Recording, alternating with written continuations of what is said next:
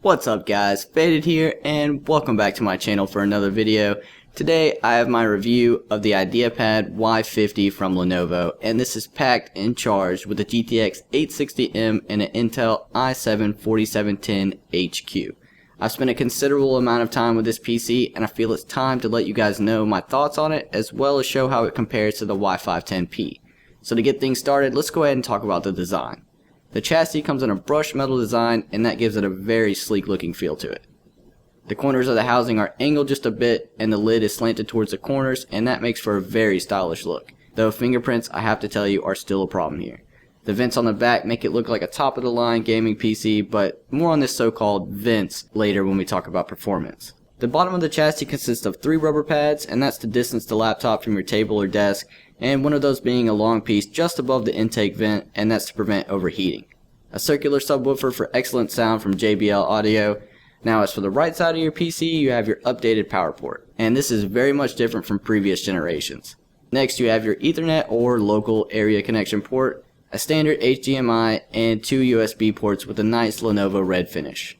As for your right side, you have your SPDIF port, and that's for transmission of digital audio, and next to that you have your standard headset jack. Next to that you have an SD card slot and your always on USB port, which must be turned on in the BIOS settings.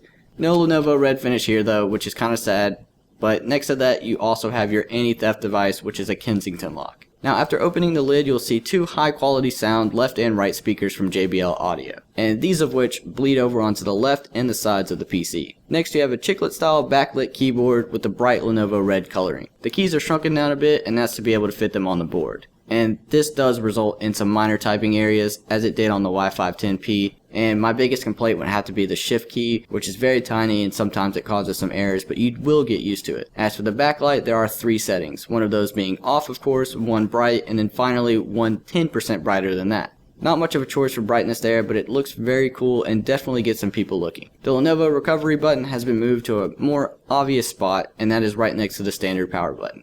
Now for the touchpad, you know, they just never seem to get this one right. If you're just using one finger, all is well. But throw in another and things can get very difficult. For instance, trying to scroll to something and then click it, it'll stop you from scrolling if you put your finger on the clicker before you click. If you try to scroll any further in a program that allows zoom, be prepared to have whatever you're looking at blast you in the face. Though all this can be solved in the settings, it's still never spot on. As you've probably already seen already, the palm rest has changed and it doesn't have that same material as it used to.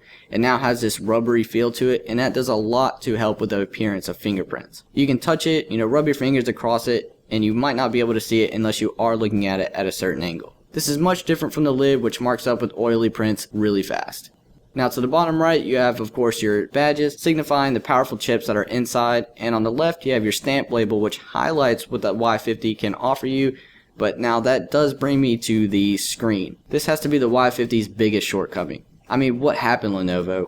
Color range is widely limited, as well as accuracy is being worse than if a blind man was picking the colors. For instance, whites along with everything else have this, light blue glaze to it, and it takes a lot of calibration to get it where you want it, and even then it's still limited. But anyways, I won't rage too much about that. So anyways, you have your 2 microphones up at the top as well as your stock 720p cam. Nothing astounding to see here, just a standard budget cam. Now I'm sure what most of you are thinking, is just forget about what it looks like, forget about the colors, how does this thing perform?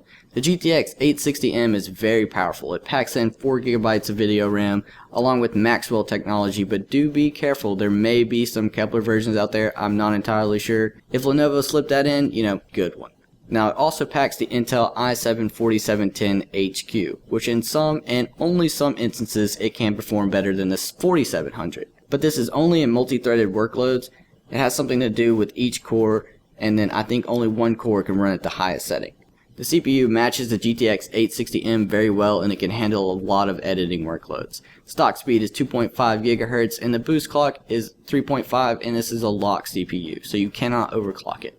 Then you have standard 16GB RAM clocked at 1600 MHz, which is the standard and the best for frame latency. It also does pack a Samsung SSD on this version. It's not on all the versions. Some versions use a combination of the two. I'm not entirely sure what model the SSD is. I do believe it's a Samsung 830. Model number will be down in the description, as well as a screenshot to show you just how fast this thing reads and writes. Also, if you want to see how quick this thing boots, you can definitely check out my video. It's just under 15 seconds. Now, I'm sure most of you guys want to know just how this thing games. You know, that's pretty much probably what you're here for.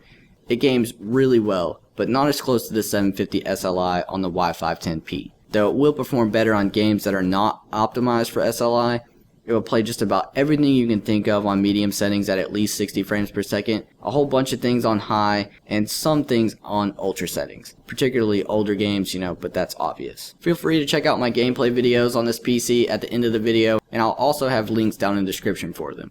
So with high-powered gaming, you definitely get high-powered heat, and the Y50 does a fantastic job at dispelling this heat. Temps have never once touched 80 degrees Celsius. This is a lot better than the Y510P, which according to many has plagued their PC constantly. Overheating issues, hot to the touch, vent burning their hands on their mouse, just a whole bunch of stuff. Now for the vents on the corners, sorry, they look really awesome and they get a very stylish look, but they don't do anything. They're closed. I really wish Lenovo would have made use of it. But anyways, one very important thing is that the screen once again really holds back this PC. When you're gaming around 60 FPS, tearing becomes aggravating. Depending on the game you're playing, it can be quite frustrating to see this PC that you just spent, almost $1,500 on, and it's tearing when you're putting it through its paces.